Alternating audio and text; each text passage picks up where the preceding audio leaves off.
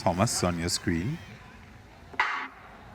Away they go then for the girls under 17 400 meters final, and already Tara Fenton of Antigua and Barbuda in lane number 7 has breezed by Creek of the British Virgin Islands. It's a case of catch me if you can at the moment as she storms down the backstretch.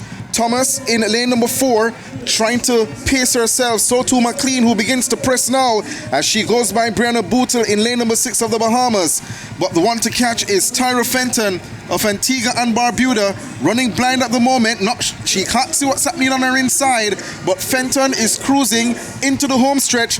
The next two big guns come next, and that's Kiezra Thomas and McLean. Fenton tying up in the home stretch. Seems like lactic acid. It means then that Shameika, McLean and Thomas battling out for the win. Fenton trying to find something extra. It is McLean of Jamaica who strikes Jamaica's first gold of Carifta 2026.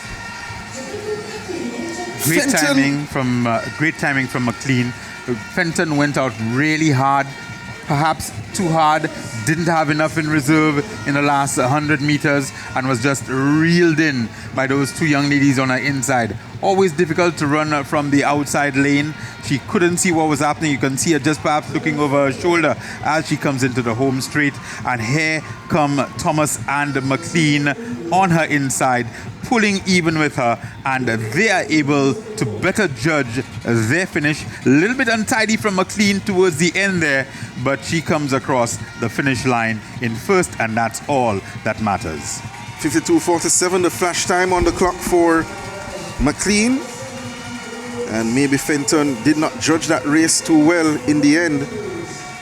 But McLean wins Jamaica's first gold medal at the Carifta Games 2026. Nice overhead drone shot here of the finish. She had a glance at the time. She wanted to get that new personal best, 52:22.